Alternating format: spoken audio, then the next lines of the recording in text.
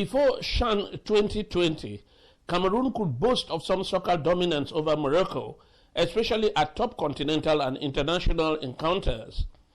In 1981, Cameroon eliminated Morocco as both countries played qualifying matches for the 1982 World Cup. Cameroon defeated Morocco 2-0 in its backyard in Kenitra and 2-1 in Yaoundé. In 1986, Cameroon knocked out Morocco in the semi-finals of the African Nations Cup with a 1-1 draw in Egypt, while in the 1988 Nations Cup in Morocco, Cameroon defeated the home team and finally won the cup 1-0 against Nigeria. In recent times, Morocco has been bruising Cameroon in football encounters until she forced Cameroon to kiss the soil at its own backyard, in fact, in front of its home crowd in the CHAN 2020. This Morocco did with a 4-0 pounding. With this victory, one could, in football parlance, say Morocco has torn its soccer marriage certificate with Cameroon. The divorce could be granted, of course, in any court after this kind of a brilliant performance. What made the Moroccans tick is the business of some sound sports analysts in this episode. Before we handle the shining performance of Morocco at the 2020 CHAN in Cameroon, let's go down memory lane on Cameroon's dominance over Morocco in the yesteryears. A sports analyst Barrister Ashu Tangtang and football lover Ngole Joseph walk us down memory lane. We begin with Barrister Ashu Tangtang. Cameroon had this kind of dominance over the Moroccan team. Let's begin with 1981. Your memories back to the preliminary matches, eliminatory matches of the 1982 World Cup. The match in Kenitra, and then we come over to the match in Yaoundé. The match in Kenitra, just what I was saying. That match was played in Kenitra. There were 7 home-based players, 6 of them, Mbom, Ngea, Mbida, Awudu, Nkono. They were all from Canon. So they have been playing together for long. So there was that cohesion. In 1977, they went right up to the finals of the African Cup Winners' Cup and lost to Enugu Rangers. In 1978, they beat Hafia. In 1979, they beat Gomahia.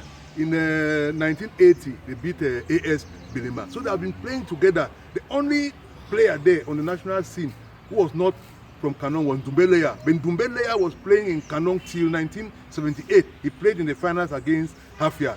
So the team had been playing together for long. There was that cohesion. Then you had Miller and Bahoken, who were there too. They have been coming. But you had 2 new players in that that particular match.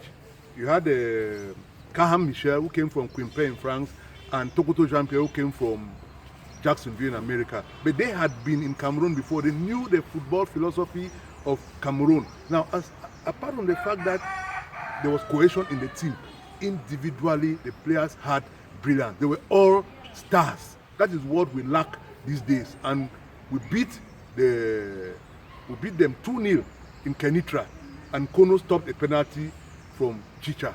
I mean, the Cameroon of that match and the Cameroon of the CHAN is day and night.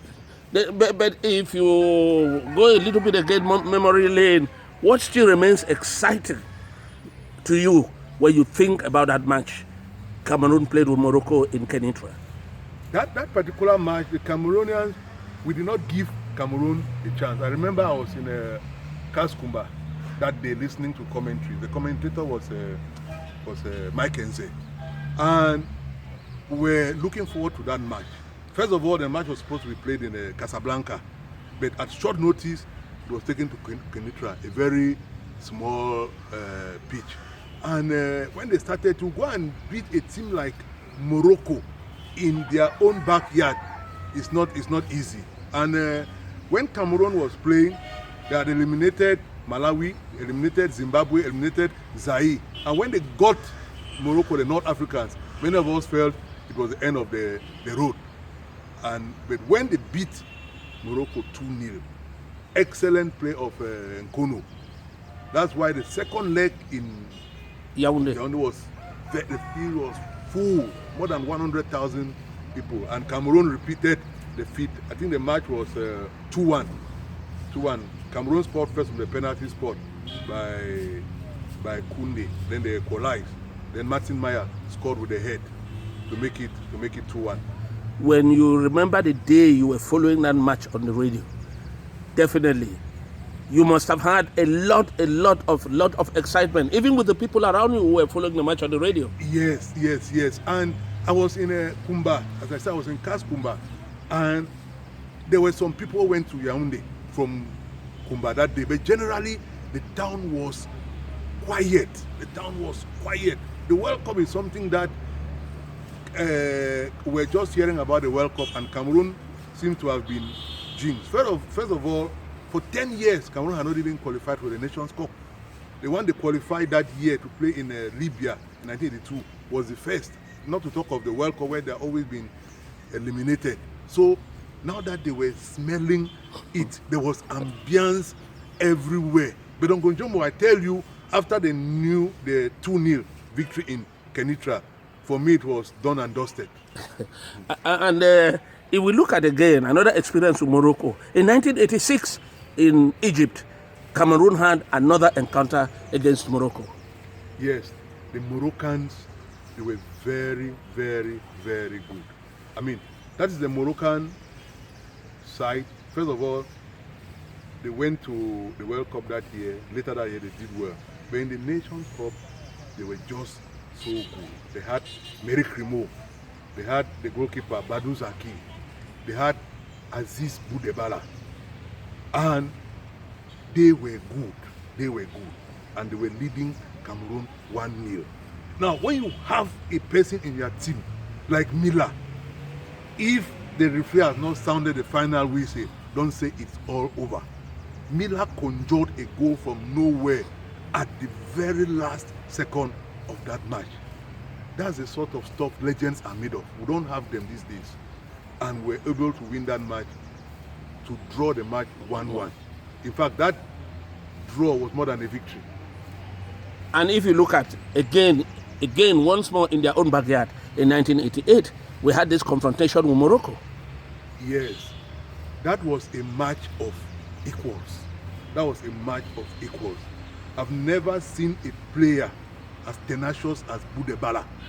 That guy was good. He was everywhere on the pitch. But unfortunately for him, he met a Tato Steven in very top form. They had an experienced team playing in their own backyard. There was El Hadawi, there was El Bias, there was Dolmi, there was Lemris, there was Kairi, there was Crimo, and there was Badou Zaki. But the Cameroonian team too was experienced. They have been playing together for about 4 years or so. First of all, at that time there was with their competition. Most of the players who were coming into the ranks of the team, like Ndipa Kem, Mbo Emil, Oman Biik, they too were gaining experience. Then that fell in 1987. They played the Zone 4 games, Central African Games in Congo. They won and they qualified for the All African Games football competition, which they played in Nairobi. That's when Zakaremko talked about Ambrose Ayoye, that could play in any team, even in God's team in heaven. So the Cameroonian team had cohesion. But above that, they had individuals. Miller was there, and the goal came from an unexpected angle. The goal was scored by Cyril Makanaki, who beat Badou Zaki. It was a very good team. But I think it could have gone either way, because the Moroccans were good. It could have gone either way. But that resilience, that determination, that belief, that's what took Cameroon all the way. And there was an unfortunate incident that Kana had booted a Moroccan player. I mean, it's condemnable, but it shows how you can die for your country. That fighting spirit was there. So they combined everything: talent, fighting spirit, cohésion and détermination. Si on regarde le Maroc, oui. Le Cameroun a joué, disons, quelques matchs avec le Maroc oui. au temps passé. Oui. Disons que le Cameroun, on peut les appeler le mari du Maroc pendant une certaine période. Oui. Prenons d'abord les préparatoires pour les éliminatoires pour la Coupe du Monde.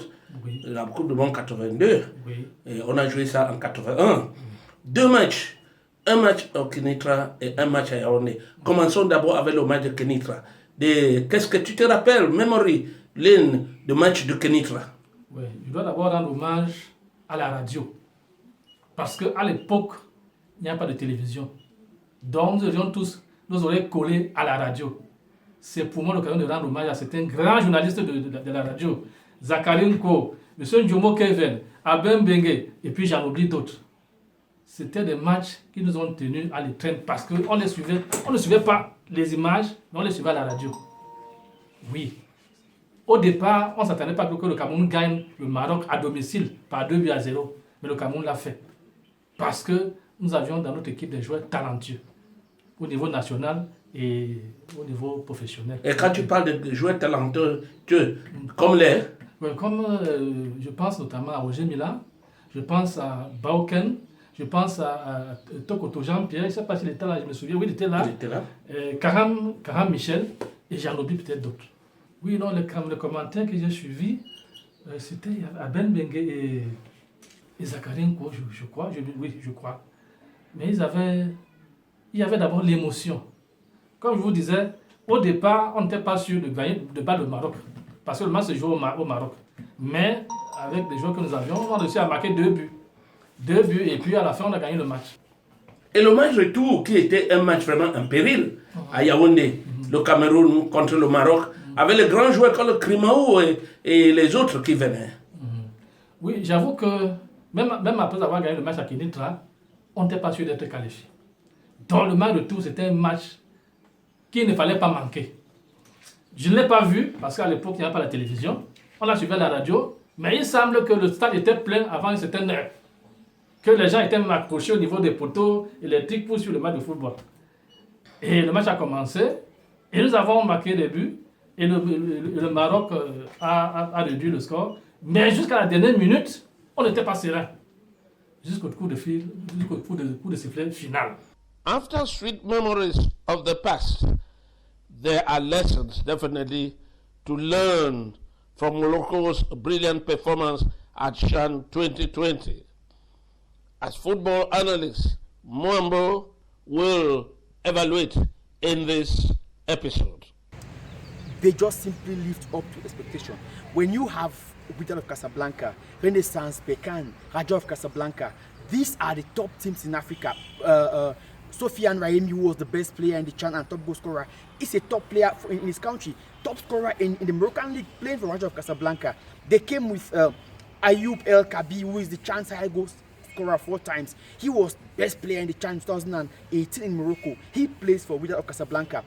Renaissance of Bekan is a new team in Morocco. They had about 6 players in that team, and they are always in Africa, playing the CAF Cup finals, playing the CAF Champions League, going very far in the group stages.